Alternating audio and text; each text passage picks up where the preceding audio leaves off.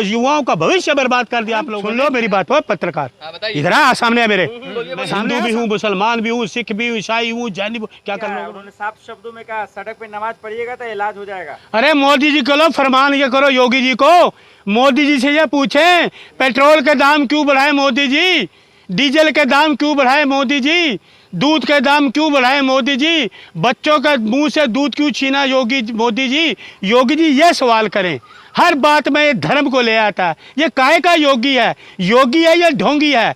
ये थोड़ा सुनिए, ये वस्त्र पहन को कोई योगी नहीं हो जाता, उसके लिए बुद्धि चाहिए होती है। हर बात में धर्म को ले आते हैं। इनको हिंदू मुसलमान के अलावा कोई काम ही नहीं है, हैं? कोई रोजगार पे बात करो, महंगाई पे बात नहीं करेंगे, रोजगार पे बात नहीं करेंगे। कभी तो कट जाएंगे ना। अरे सुनिए, इनको कभी आप लाठीचार्ज करवा देते हो, अधिवक्ताओं पे, शिक्षकों पे लाठीचार्ज करा देते हो, आपका यही काम रह गया।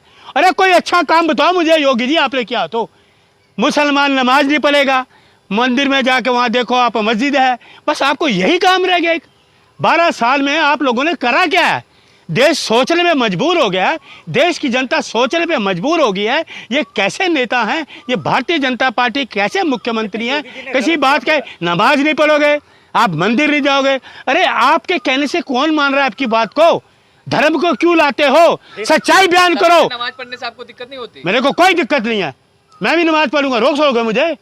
मैं नमाज पढ़ूंगा, रोकोगे मुझे? नमाज पढ़िएगा। बिल्कुल पढ़ूंगा। क्या नाम है आपका? मेरा नाम अरुण मलिक है, अरुण मोहम्मद मलिक। बोलो, रोकोगे तुम मुझे? मैं नमाज पढ़ूंगा, रोक सकते हो क्या? अरे सुनो मेरे पत्रकार, सुनो, बताइए। हाँ, आंखों में आंखें डाल के बात करना। ये राहुल गांधी के सिपाही से बात कर रहे हो। सुनो, इस देश में, ये देश धर्मनिरपेक्षता वाला है। यहाँ जो सो है, सिख का भी उतना अधिकार है, मुसलमान का भी, हिंदू का भी, ईसाई का भी, बौद्ध का भी, जैन का भी, सब बराबर के हिस्सेदार है। आज़ादी में सबने बराबरी का योगदान करा। ये अंग्रेजों को मुखबर थे जो आज सत्ता में बैठे हुए हैं, बेईमानी से सत्ता में बैठे हुए हैं, लोगों को बेरोजगार कर दिया। हिंदू है या मुसलमान है? हिंदू है या मुसलमान? मैं हिंदुस्तानी हूँ, हिंदुस्तानी हूँ। बोलो, मैं हिंदू भी हूँ, मुसलमान भी हूँ, सिख भी हूँ, ईसाई हूँ, जैन भी। क्या कर लोगे? बोलो। मेरे इस आत्मा में, मेरी रूह में, सुनो ध्यान से, काटना मत, भाग तो नहीं जाओगे। ये अरुण मलिक क्या बयान सुन रहे हो? गौर से सुनना। मेरी रूह में मुसलमान भी है, मेरी रूह में हिंदू भी है, मेरी रूह में सिख भी है, मेरी रूह में ईसाई भी है, मेरी रूह में आपका बौद्ध भी है, जैनी में। इस देश में जितनी जाति धर्म है वो सारी मेरी रूह में कार्रवाई होगी तो आप नहीं डरिएगा फिर? अरे राहुल गांधी का सिपाही है, एक ही मंत्र लेकर चलता हूँ, डरो मत, डराओ मत, अबे मुद्रा। इस नारे को लीजिए। बता देंगे। अरे आप बताइए, कैमरा लेके भागना मत, आगे बात सुनो। योगी जी कह रहे हैं हिंदुओं के दिल में तो योगी जी बसते हैं। अरे किसी के दिल में कोई नहीं बसता, इस दिलों में सिर्फ राहुल गांधी बसते हैं। 140 करोड़ लोगों में राहुल गांधी हृदय सम्राट हैं, ना मोदी जी ना योगी जी। आने वाले प्रधानमंत्री जी राहुल गांधी हैं, आने वाले प्रधानमंत्री जी राहुल गांधी हैं। हम अब हाँ ठीक नहीं, तंज मत कसो, ये सच्चाई बयान कर रहा है। ख्याली पुलाव तुम्हें बता देंगे, ये गोदी मीडिया वाला बन के मत आना। आने वाले प्रधानमंत्री राहुल गांधी हैं। आपने 12 साल में बर्बाद नहीं करना अपने देश को, 12 साल में बर्बाद हो गया ये देश को, लोगों की जिंदगी बर्बाद कर दी, लोगों युवाओं का भविष्य बर्बाद कर दिया आप लोगों ने। क्या दिया? बंगाल बुरी तरह से हारे हैं। वो इलेक्शन को, आप इलेक्शन कमीशन को हाथ जोड़ो।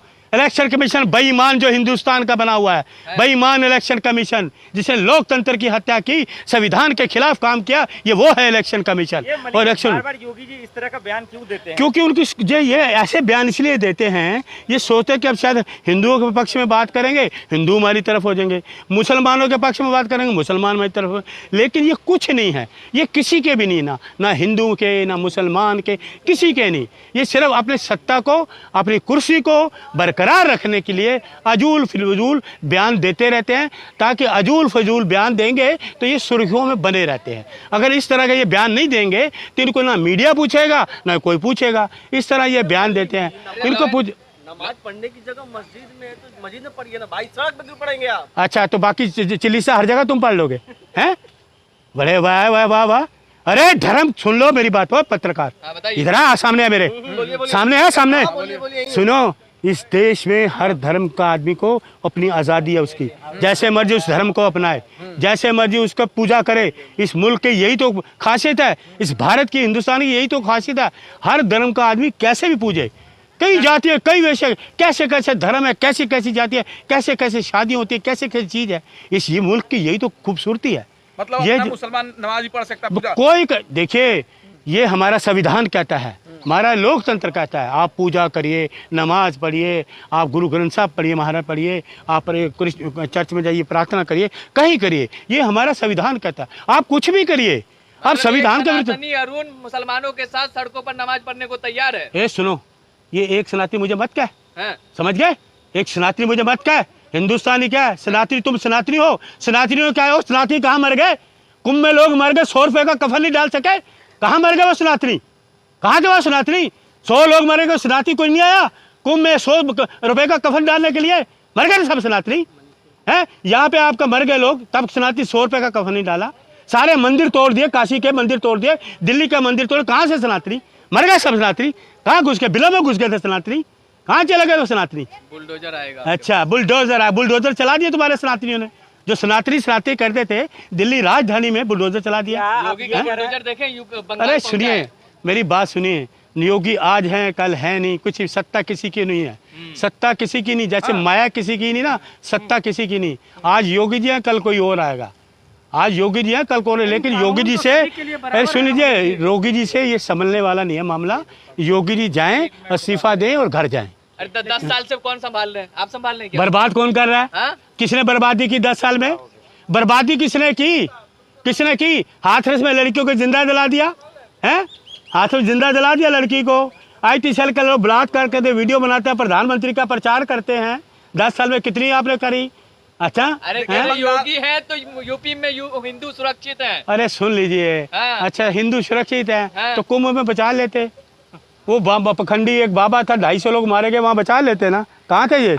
हाँ नहीं, वो हाथरस में कांड हुआ था, 250 लोग मारे गए थे, तो ये कहाँ थे? योगी जी तो कुंभ में लोग मारे गए, 100 रुपए का कफन लेके नहीं गए। बाबूजी ये तो खुदा की मेहरबानी है कि कफन में जेब नहीं है। ये तो मोदी जी कहते हैं लोग कफन में हमें से कुछ ले रहे हैं। मुसलमानों से माफी मांगे योगी जी, ये कह रहे हैं आप? मैं कह रहा हूँ देश से माफी मांगी। देखिए, मुसलमान उतना ही देशभक्त है जितना कि और लोग जाति के लोग हैं। जो आज़ादी में सिखों ने बलिदान दिया, मुसलमानों ने। ये इंडिया गेट आप जाइए, कितने मुसलमानों के नाम दर्ज हैं, जाइए, इंडिया गेट सामने है। मुसलमानों ने किया, देशभक्ति करोगे। एक हमारे राष्ट्रपति थे, वो आपको मिसाइल देके बना के हैं, अब्दुल कलाम साहब, उस जैसा कोई इंसान होगा? अब ऐसा ही मुसलमान चाहिए। ए सुनो, मुझे मेरे सामने योगी जी का नाम मत लो ना। मैं मोदी से डरने वाला हूँ या योगी से डरने वाला हूँ, मैं देश की जनता से डरता हूँ। देश की जनता से डरता हूँ, क्योंकि देश की जनता भगवान है। जो उनका फैसला होता है ना, पत्थर की लकीर होता है जनता का फैसला। इसलिए योगी जी इस्तीफा दो, मोदी जी इस्तीफा लो। जय Hind, that's all, that's all, इस्तीफा।